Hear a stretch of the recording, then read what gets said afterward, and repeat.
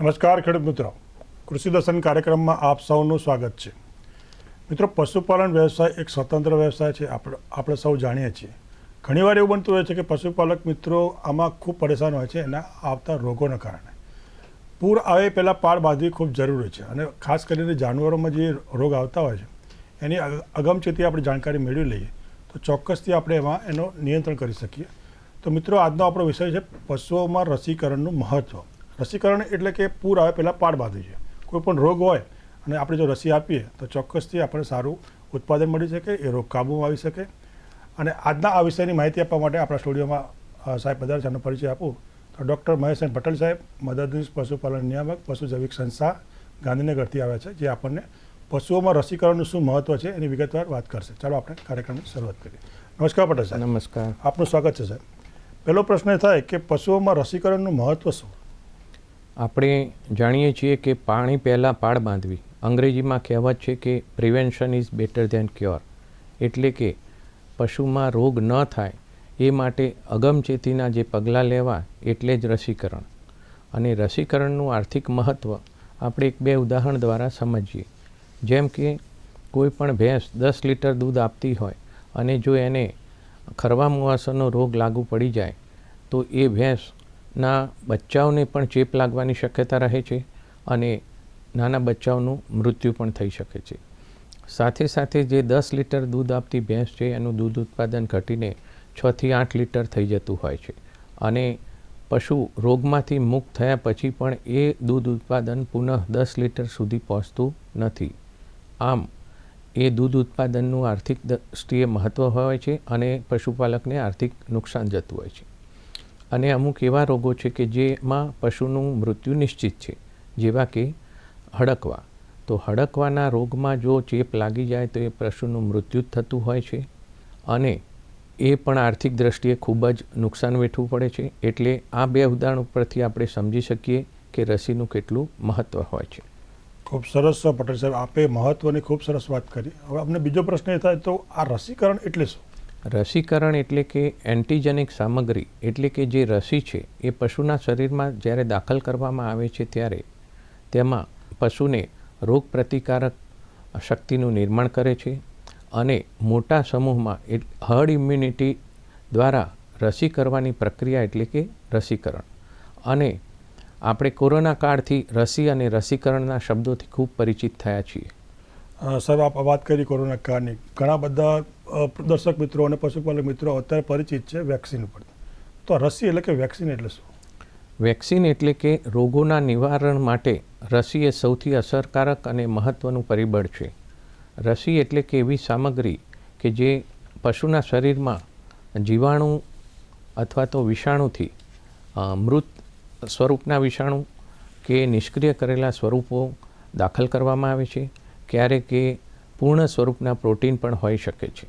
આપણા ગુજરાત રાજ્યની વાત કરીએ અને સમગ્ર દેશની વાત કરીએ તો રસીકરણ ક્યારથી શરૂ, એના ઇતિહાસ વિશે અમને વાત કરશો? બિલકુલ કરીશું. 1796માં બ્રિટિશ ફિઝિશિયન એડવર્ડ જેનર દ્વારા માણસોમાં શીતળાની રસી એટલે કે સ્મોલ પોક્સ વેક્સિનનું કાઉપોક્સ વાયરસ દ્વારા સફળ પરીક્ષણ કરવામાં આવ્યું હતું અને આ પહેલાં લગભગ 6 વૈજ્ઞાનિકે શીતળાની રસી શોધવાના પ્રયત્નો કર્યા હતા. પટેલ સાહેબ, રસીકરણ અમારે કરવું હોય ખેડૂત મિત્રોએ તો રસીકરણ કરતાં પહેલાં શું કાળજી રાખવી? ખૂબ સરસ.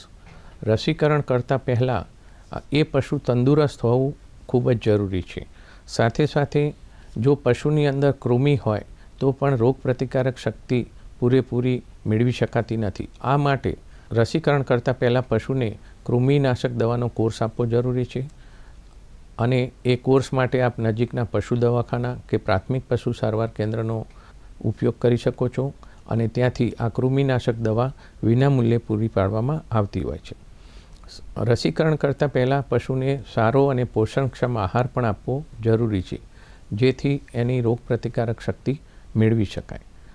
ખૂબ નાના બચ્ચાઓને આ રસી મૂકવી જોઈએ નહીં અને સાથે સાથે આ રસીકરણ જ્યારે કરવામાં આવે ત્યારે એની અસર 21 દિવસ પછી થતી હોય છે અને આ રસી જે તે રસીના સમયગાળા એટલે કે સામાન્ય રીતે રોગચાળાનો જે સંભાવના હોય એના પહેલાં મૂકવી જોઈએ વધુમાં કે કોઈ પણ પશુને જ્યારે રસી મૂકતા હોઈએ ત્યારે એને કાબૂમાં રાખવું ખૂબ જરૂરી છે. એ માટે આપણે એને લોખંડની જે ઘોડી આવતી હોય, પિંજરું કહેતા હોય, એમાં પૂરીને રસીકરણ કરવું વધારે હિતાવહ છે, જેથી પશુને ઈજા થવાનો સંભવ ના રહે અને સાથે સાથે જે રસીનું માત્રા નિશ્ચિત જગ્યાએ આપણે આપી શકીએ છીએ. પટેલ સાહેબ, પશુઓમાં સામાન્ય રીતે કયા કયા રોગ આવે છે અને એ રોગની સામે કઈ રસી આપવામાં આવે છે? પશુઓમાં આર્થિક મહત્ત્વ ધરાવતા જે પશુઓ છે એમાં ખાસ કરીને ખરવા મુહાસાનો રોગ, ગળસૂંઢો અને સાકરડાનો રોગ, હડકવાનો રોગ, એન્થ્રેક્સ, થાઇલેરિયા, ચેપી ઘરપાત એવા રોગોની રસી સરકાર દ્વારા પૂરી પાડવામાં છે. અને નાના પશુઓ એટલે કે ઘેટા બકરામાં PPR, સિપપોક્સ અને આંત્રવિષજીવર જેવી રસી મૂકવામાં આવતી હોય છે. દર્શક મિત્રો, પટેલ સાહેબ આપણને ખૂબ જ અગત્યની અને મહત્ત્વની માહિતી આપી રહ્યા છે પશુઓમાં રસીકરણ બાબતે. અત્યારે સમય છે એક વિરામનો. વિરામ બાદ ફરી મળીએ.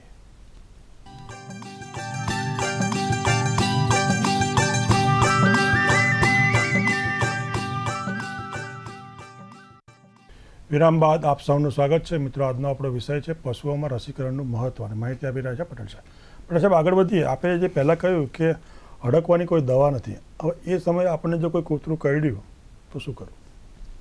સૌ પ્રથમ તો જ્યારે પણ કૂતરું કરડી જાય તો એ ભાગને આપણે પાણીથી ધોઈ નાખવો જોઈએ. સાથે સાથે ફિનોલિક દ્રાવણ ધરાવતા એટલે કે સાબુ, લાઇફબોય જેવા સાબુ અથવા ડિટર્જન્ટ પાવડરથી એનું પાણી બનાવી અને એ ઘાને ધોઈ નાખવો જોઈએ. એન્ટિસેપ્ટિક દવાઓ લગાવવી જોઈએ.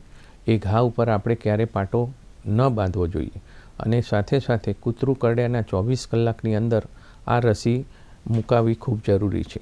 અને જે માટે તમે નજીકના પશુ દવાખાના કે પ્રાથમિક પશુ સારવાર કેન્દ્રનો સંપર્ક કરી અને ઇન્જેક્શનના 5 કોર્સ મુકાવી શકો છો. અને હડકવા ના થાય એ માટે પ્રી બાઇટ વેક્સિન એટલે કે અગમચેતીના ભાગરૂપે પણ આપણે એ રસી પહેલેથી મૂકી શકીએ અને દર વર્ષે એકવાર એને ફરી મુકાવી પડતી હોય છે.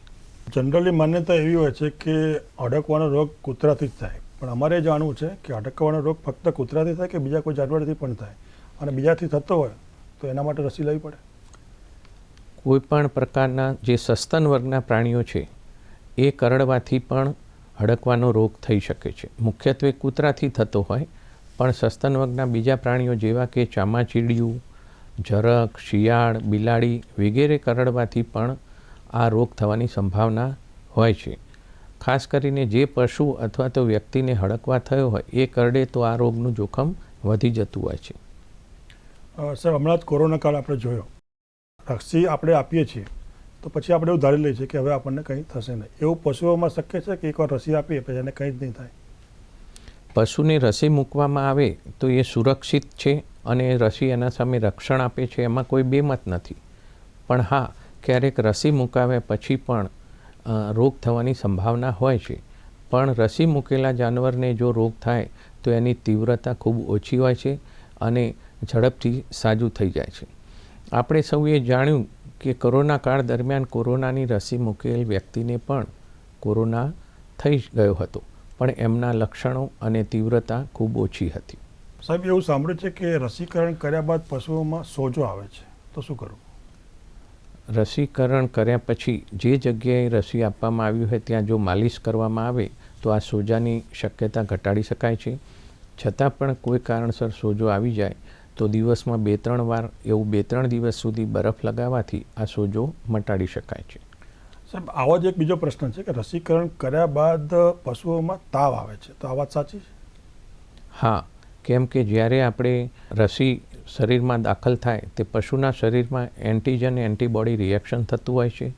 એના કારણે પશુ 1-2 દિવસ માટે બેચેન થઈ જાય, ક્યારેક તાવ પણ આવી જાય અને એ તાવ 2-3 દિવસ સુધી રહેવાની સંભાવના હોય અને તાવના કારણે ક્યારેક દૂધ ઉત્પાદન ઘટતું પણ હોય છે. છતાં પણ એ 4-5 દિવસ કે અઠવાડિયામાં દૂધ ઉત્પાદન પુનઃસ્થાપિત થઈ જતું હોય છે. પટેલ સાહેબ, આપ શરૂઆતમાં બોલ્યા કે નાના બચ્ચાને રસીકરણ ન કરવું જોઈએ, તો કઈ ઉંમરે આ પ્રાણીઓને રસીકરણ કરવું જોઈએ? સામાન્ય રીતે 6 મહિનાથી નાના પશુમાં રસીકરણ કરવું હિતાવહ નથી. 6 મહિના પછી આપ કરી શકીએ? બિલકુલ કરી શકાય. ચોક્કસ. તો સાહેબ, ગાભણ પશુ હોય એને રસીકરણ કરી શકાય? હા, ગાભણ પશુને પણ રસીકરણ કરી શકાય છે.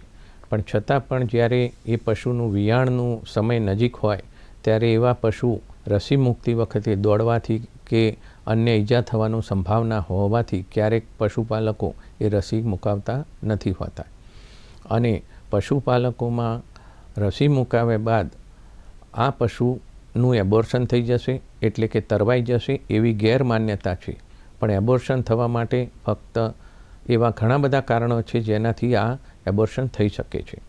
અને દૂધ આપતા પશુઓમાં રસી મૂકવાથી દૂધ ઉત્પાદન ક્યારેક ઘટી જાય, પણ એ અગાઉ મેં કહ્યું એમ કે પુનઃસ્થાપિત થઈ જતું હોય છે. અને છતાં પણ જો ગાભણ પશુમાં તરવાઈ જવાના એટલે કે એબોર્શન થવાના લક્ષણો જણાય તો તુરત જ આપ નજીકના પશુ દવાખાનાનો સંપર્ક કરી સલાહ અને દવા મેળવી શકો છો. પટેલ સાહેબ, અમને જાણવાની ઈચ્છા થાય કે હું પોતે ખેડૂત છું અને બીજા પશુપાલક મિત્રો હોય તો અમે જાતે આ રસી આપી શકીએ કેમ? ના, કોઈ પણ પશુપાલક કે કોઈ અજાણી વ્યક્તિએ જાતે રસી મૂકવી જોઈએ નહીં. કેમ કે આ માટે રસીનું પ્રમાણ, પશુની ઉંમર, એની સિઝન, કયા રોગની રસી કેવી રીતે મૂકવામાં આવે છે એ બધી બાબતો ધ્યાનમાં લેવાની હોય છે. એટલે પશુપાલન ખાતાના કે ડેરી સંઘો અથવા તો સેવાભાવી સંસ્થાના પશુ ચિકિત્સા અધિકારી અને પશુધન નિરીક્ષકો દ્વારા આ રસી મૂકવામાં આવતી હોય છે. સાહેબ, આ સરકારશ્રી દ્વારા ખૂબ મોટું અભિયાન ચાલતું હોય છે રસીકરણનું, તો આ બધી જે પ્રક્રિયાઓ છે એની નોંધ કેવી રીતે વિભાગ રાખે? ખૂબ જ સરસ પ્રશ્ન કર્યો છે આપે કે રસીકરણ થઈ જાય પણ એની નોંધ કરવી પણ જરૂરી હોય છે. આ માટે સરકારશ્રી દ્વારા ભારત પશુધન એપ બનાવવામાં આવી છે. એ એપમાં પશુ માલિક અને પશુની નોંધણી કરવામાં આવતી હોય છે. પશુ માલિકનો મોબાઈલ નંબર અંદર નોંધ કરવામાં આવે છે અને પશુને એક ટેગ દ્વારા અલગથી ઓળખ આપવામાં આવે છે. એ ટેગ નંબરથી એ પશુની ઓળખાણ થઈ શકે છે. આમ એક પશુ માલક જોડે 5 પશુ હોય કે જેટલા પણ પશુ હોય એ પશુનું દરેકના ટેગ નંબરથી નોંધણી કરવામાં આવે છે.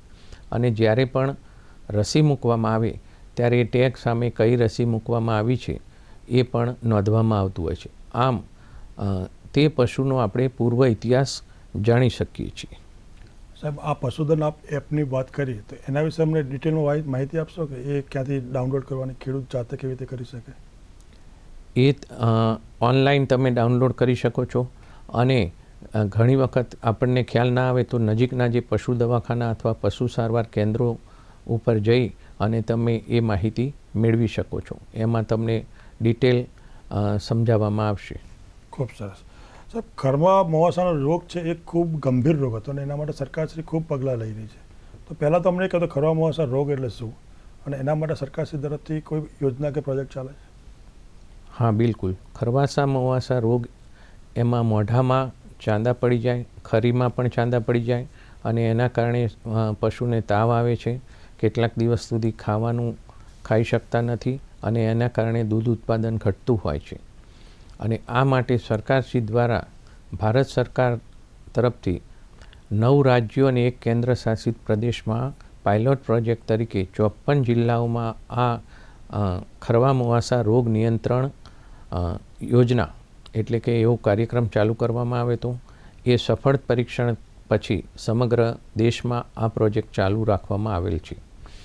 અને જે પશુમાં રસીકરણ કરવાનું હોય એ પહેલાં 10 પશુનું લોહી અને સીરમના નમૂના લેવામાં આવે છે.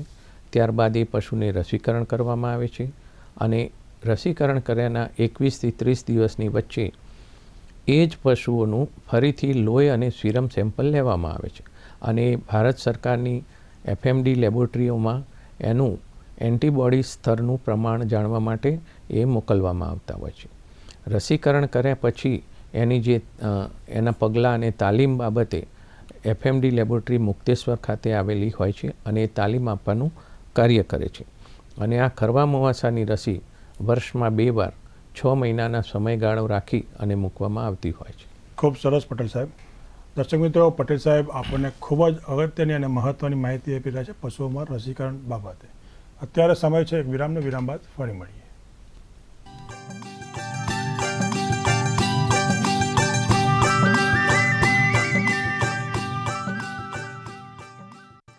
વિરામ બાદ કૃષિ દર્શન કાર્યક્રમમાં આપ સૌનું સ્વાગત છે. મિત્રો, આજનો વિષય પશુપાલક મિત્રો માટે ખૂબ જ અગત્યનો અને મહત્ત્વ છે, પશુઓમાં રસીકરણનું મહત્ત્વ. માહિતી આપી રહ્યા છે પટેલ સાહેબ. પટેલ સાહેબ, આગળ વધીએ તો જે રોગચાળો થયો હોય એ વખતે રસીકરણ કરી શકાય ખરું? સૌ પ્રથમ તો જ્યારે રોગચાળો થયો હોય ત્યારે એનું નિદાન જે તે પશુ દવાખાનાના ડૉક્ટરને જાણ કરવાથી થઈ શકતું હોય છે. અને જે વિસ્તારમાં રોગચાળો થયો હોય ત્યાંના રોગગ્રસ્ત પશુઓને સારવાર આપવામાં આવે છે અને આજુબાજુના વિસ્તારના જે તંદુરસ્ત પશુઓ હોય છે એમને જે તે રોગચાળા સામે રસી મૂકવામાં આવતી હોય છે. પટેલ સાહેબ, આપે જે લેબોરેટરીની પહેલાં વાત કરી હતી, પશુ રોગનું નિદાન કરવું હોય તો આપણા રાજ્યમાં અને સમગ્ર ભારતમાં આ લેબોરેટરીની શું સુવિધા છે? દરેક રાજ્યના દરેક જિલ્લાઓમાં પશુ રોગ અન્વેષણ એકમ એ મુજબની લેબોરેટરી ખોલવામાં આવી છે અને ત્યાં આપણે પશુના લોહી, સીરમ, પશુના ફિકલ સેમ્પલ જેવા સેમ્પલ્સથી આપણે પશુ રોગનું નિદાન કરી શકીએ છીએ. અને અમુક રોગો માટે ભારત સરકારની જે લેબોરેટરીઓ આવેલી હોય છે, અગાઉ મેં કહ્યું એમ મુક્તેશ્વર અને બીજી NRCની લેબોરેટરીઓમાં પણ આ નિદાન માટે નમૂનાઓ મોકલવામાં આવતા હોય છે. સાહેબ, આ જે રસીકરણ કરવામાં આવે છે જે આર્થિક રીતે ઉપયોગી હોય એવા પશુનું કરવામાં આવતું હશે. અમને જાણવાની ઈચ્છા હતી કે ઘોડા માટે આપણા તરફથી કોઈ વ્યવસ્થા કરવામાં આવેલી છે અને કયા કયા રોગ આવે એમાં? કોઈ પણ જે આર્થિક મહત્ત્વ ધરાવતા હોય, પશુ પેદાશ ઉત્પન્ન કરતા હોય એવા પશુઓ જેવા કે ગાય, ભેંસ, ઘેટા, બકરા વગેરે પશુઓમાં સરકારશ્રી દ્વારા વિનામૂલ્યે રસી મૂકવામાં આવે છે. જ્યારે આવા પાલતુ પ્રાણી હોય અથવા તો ઘોડા, બિલાડા, કૂતરા એવામાં પણ રસીનું એક સમયપત્રક હોય છે અને રસી મૂકવામાં આવતી હોય છે. ઘોડા એ સંવેદનશીલ પ્રાણી છે. એમાં ધનુર એટલે કે ટિટેનસ થવાની સંભાવના હોય છે, એટલે એની રસી મૂકવાની હોય છે. અને ઇક્વાઇન ઇન્ફ્લુએન્ઝા એટલે કે તાવ, શરદી, ઉધરસ અને ફ્લૂ જેવા લક્ષણો જોવા મળે છે. એમાં ઘોડામાં પણ ઇક્વાઇન ઇન્ફ્લુએન્ઝાની રસી મૂકી શકાય છે. ખૂબ સરસ. પટેલ સાહેબ, આપ પશુ જૈવિક સંસ્થામાં ફરજ બજાવો છો તો અમને જાણવાની ખૂબ ઈચ્છા થાય કે પશુ જૈવિક સંસ્થાનો આપશો અને એના વિશે માહિતી આપશો. હા, પશુ જૈવિક સંસ્થા એ 1976માં રાજ્ય સરકારમાં બનેલી એક સંસ્થા છે જે પશુપાલન હસ્તક છે. ત્યાં આપણે પશુની રસી બનાવવામાં આવતી હોય છે. ત્યાંના પશુ ડૉક્ટર અથવા તો વૈજ્ઞાનિકો દ્વારા આ રસીનું અદ્યતન મેન્યુફેક્ચરિંગ પ્લાન્ટ છે અને સમગ્ર રાજ્યમાં આ રસી પૂરી પાડવામાં આવતી હોય છે અને ત્યાંથી વિતરણ વ્યવસ્થા કરવામાં આવે છે. ખૂબ સરસ. સાહેબ, બે રોગ વિશે અમને પ્રશ્ન પૂછવાનો થાય કે ગાંઠિયો તાપ અને ચેપી ગર્ભપાત, એના વિશે અમને કઈ માહિતી આપશો? ચેપી ગર્ભપાત એટલે કે બ્રુસેલા. જે બ્રુસેલા રોગ છે એમાં વારંવાર એબોર્શન થતું હોય છે અને એ ચેપી પણ છે, એટલે કે ઝૂનોટિક મહત્ત્વ ધરાવે છે. પશુઓમાંથી માણસમાં પણ એ રોગ થઈ જતો હોય છે અને વારંવાર એબોર્શન થતું હોય એવા પશુનું લોહી અને સીરમ સેમ્પલ જે તે લેબોરેટરીમાં મોકલાવાથી એનું નિદાન થઈ શકતું હોય અને એમાં ગર્ભપાત વારંવાર થતો હોય છે, જેથી એના સામે આપણે સારવાર પણ મેળવી શકતા હોઈએ છીએ. સાહેબ, એવો બીજો રોગ છે અછબડા, એના વિશે કંઈ પ્રકાશ પાડશો? અછબડા સામાન્ય રીતે આપણા પશુઓમાં જોવા મળતો હોતો નથી, પણ અગાઉ મેં કહ્યું એમ કે સ્મોલ પોક્સ જે છે એ મુજબના વાયરસો આપણા જેમ લમ્પી સ્કિન ડિસીઝ છે તો એ એક પ્રકારનો પોક્સ જેવો વાયરસ ગણી શકાય. સાહેબ, આપ બોલ્યા છો લમ્પી સ્કિન, તો એના વિશે ફરી એકવાર અમને માહિતી આપશો? કારણ કે આપ ખૂબ ચાલે તો લમ્પી સ્કિન ખૂબ ડેન્જર છે અને બધાએ ધ્યાન રાખવું છે, એના વિશે કંઈક પ્રકાશ પાડશો? લમ્પી સ્કિન એટલે તે ગાંઠદાર રોગ છે અને એમાં શરીર ઉપર ગાંઠો ગાંઠો થતી હોય છે. એ પણ એક પશુમાંથી બીજા પશુઓમાં ફેલાઈ શકતો હોય છે અને આર્થિક નુકસાન થતું હોય છે. અને લમ્પીમાં પણ આપણે સરકાર દ્વારા ખૂબ જ સરસ કાર્ય કરવામાં આવ્યું છે અને જ્યાં જ્યાં રોગચાળો ફેલાયો હોય એવા વિસ્તારોમાં સારવાર, નિદાન અને સાથે સાથે બહોળા પ્રમાણમાં રસીકરણ કરવામાં આવેલ છે. એક પ્રશ્ન ખૂબ પૂછવાની ઈચ્છા થાય કે સરકારશ્રી દ્વારા એક મોટું અભિયાન ચલાવે છે, આ કેવી રીતે કરવામાં આવે છે? સરકાર આખા 18,000 ગામમાં આ રસીકરણનું અભિયાન ચલાવે છે, એના વિશે સંપૂર્ણ માહિતી આપશો? આ રસીકરણની પ્રક્રિયા ખૂબ જ જટિલ છે. રસી મેળવવી, રસી એના સ્થાન સુધી પહોંચાડવી, કોલ્ડ ચેન મેન્ટેન કરવી, એ બધી જ પ્રક્રિયાઓ સરકારના પશુપાલન વિભાગ દ્વારા કરવામાં આવે છે અને છેલ્લે પશુ દવાખાના અને પ્રાથમિક પશુ સારવાર કેન્દ્રો અને ડેરી સંસ્થાઓ છે ત્યાં સુધી એ રસી પહોંચાડવામાં આવે છે અને સમયપત્રકથી અગાઉથી એ જે તે ગામમાં જવાનું હોય એ ગામમાં અગાઉથી જાણ પણ કરવામાં આવે છે અને અમારા પશુધન નિરીક્ષક દ્વારા દરેક ગામોમાં આ રસી મૂકવામાં આવતી હોય છે. સર, અંતમાં આપ ગુજરાત રાજ્યના પશુપાલકોને શું માહિતી આપશો, શું સંદેશ આપશો? વિસ્તારપૂર્વક કહેશો કે એમને શું ધ્યાન રાખવું, કોનો સંપર્ક કરવો? આપણે છેલ્લે કહીએ કે જેમ આપણે કહ્યું કે પશુમાં રસીકરણનું મહત્ત્વ, આર્થિક મહત્ત્વ ખૂબ છે અને આ પશુઓને આપણે સરકાર દ્વારા નિઃશુલ્ક રસી પણ આપવામાં આવે છે. રસીની માહિતી આપણે પશુપાલન શિબિરો, પશુ આરોગ્ય કેમ્પ, પશુ આરોગ્ય મેળા અને વિવિધ બેનર, હોર્ડિંગ દ્વારા પણ પશુપાલકોને આ રસી મૂકવા માટે અપીલ કરવામાં આવતી હોય છે. અને અગાઉ અમે કહ્યું એમ કે ગાય, ભેંસ, ઘેટા, બકરામાં પણ રસી મૂકવામાં આવે છે અને પેટ એનિમલ્સ, ઝૂ એનિમલ, એમાં પણ આ રસી સમયપત્રક મુજબ મૂકવામાં આવતી હોય છે. રસી અને રસીકરણ એ ખૂબ બહોળો વિષય છે, એટલે મર્યાદિત સમયમાં તમામ માહિતી આપવી ખૂબ કઠિન હોય છે. છતાં પણ અગાઉ મેં કહ્યું એમ કે પશુ જૈવિક સંસ્થા દ્વારા આ રસીનું વિતરણ કાર્ય કરવામાં આવતું હોય છે અને છેલ્લે એટલું જ કહીશ કે રસીકરણ કરવાથી ફાયદો જ છે અને આપ આર્થિક મહત્ત્વ ધરાવતા પશુઓને બચાવી શકો છો. છેલ્લે કહીશ કે સ્વસ્થ પશુપાલન, મસ્ત પશુપાલન અને સુરક્ષિત પશુપાલન રહે એ જ અભ્યર્થના. જય વિજ્ઞાન, જય પશુપાલન. ખૂબ સરસ વાત કરી પટેલ સાહેબ.